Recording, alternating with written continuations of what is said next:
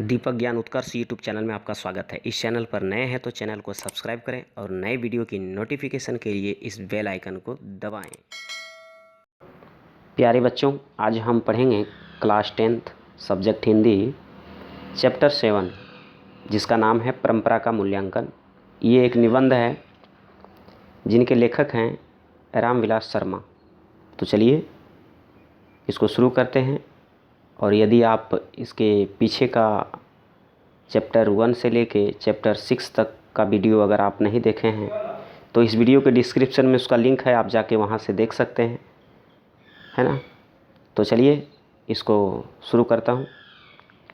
कहा जा रहा है कि जो लोग साहित्य में युग परिवर्तन चाहते हैं, जी हाँ, जो चाहते हैं कि हम अपने साहित्य में अपना युग को परिवर्तन करें, जो लकीर के फ़कीर नहीं बने, है ना।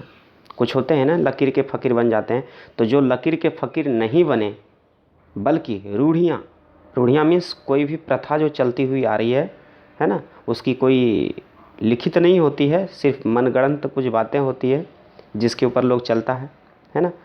तो उन सारी रूढ़ियों को तोड़कर क्रांतिकारी साहित्य की रचना चाहते हैं, उनके लिए परंपरा का ज्ञान आवश्यक है। जी हाँ, अगर चाहते हैं कि लकीर की फ़कीर ना बने और बहुत सारी कुछ रूढ़ियाँ को तोड़कर यदि अगर वो क्रांतिकारी साहित्य की रचना चाहता है तो उनके लिए परंपरा का ज्ञान आवश्यक है।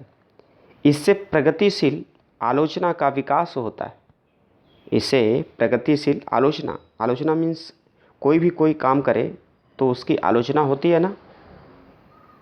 तो वही कह रहा है कि इससे प्रगतिशील आलोचना का विकास होता है, जिससे साहित्य की धारा मोड़ी जा सकती है। कहा जा रहा है कि जो साहित्य है, जो चलती हुई आ रही साहित्य है, उसके युगों में परिवर्तन कर सकते हैं, मीन्स उसकी धारा को मोड़ सकते हैं। साहित्य मनुष्य के संपूर्ण जीवन से संबंध है ना। साहित्य मनुष्य के संपूर्ण जीवन से संबद्ध है। यह केवल विचारधारा नहीं है, बल्कि इसमें मनुष्य का इंद्रिय बोध, उसकी भावनाएं भी व्यंजित होती है ना। ये उसकी केवल सिर्फ विचारधारा ही नहीं, बल्कि मनुष्य की जो ज्ञान इंद्रियां हैं, है ना, उसकी जो बोध भावनाएं, ये सभी उसमें व्यंजित है ना। साहित्य का यह पक्ष अधिक अस्थायी होता है।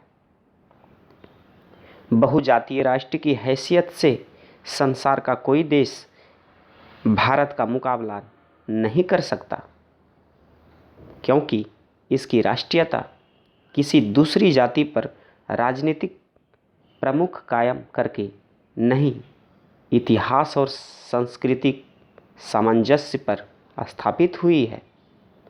इसके निर्माण में रामायण, इनके निर्माण में, ये जो साहित्य है ना, इनके निर्माण में रामायण, महाभारत का तथा इनमें रचयितों का प्रमुख योगदान है।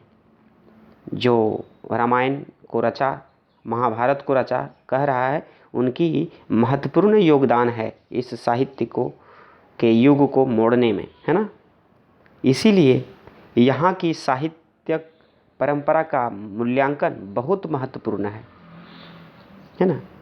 इसलिए कह रहा है कि इसीलिए साहित्यिक परंपरा का मूल्यांकन बहुत महत्वपूर्ण है। तो इसी के साथ ये मेरा चैप्टर समाप्त होता है ना। ये एक सारांश के रूप में था। चलिए अब आपके सामने नीचे कुछ प्रश्न है, उसको समझने का प्रयास करते हैं। पहला प्रश्न आपके सामने है, परंपरा का ज्ञान किसके लिए सबसे ज़्यादा आवश्यक है और क्यों? आपको समझ में आ भी रहा होगा, हमने अभी उसके विषय में चर्चा की। और दूसरा प्रश्न है कि साहित्य का कौन सा पक्ष अपेक्षाकृत अधिक अस्थायी होता है? और तीसरा प्रश्न आपके सामने कि बहुजातीय राष्ट्र की हैसियत से कोई भी देश भारत का मुकाबला क्यों नहीं कर सकता? आपको समझ में आ गया होगा कि इसका आंसर क्या होगा। तो बच्चों, इस तीनों प्रश्न का जवाब आप खुद से देने का प्रयास करेंगे हम फिर मिलते हैं अगले अध्याय के साथ। तब तक के लिए जय हिंद, जय भारत, वंदे मातरम।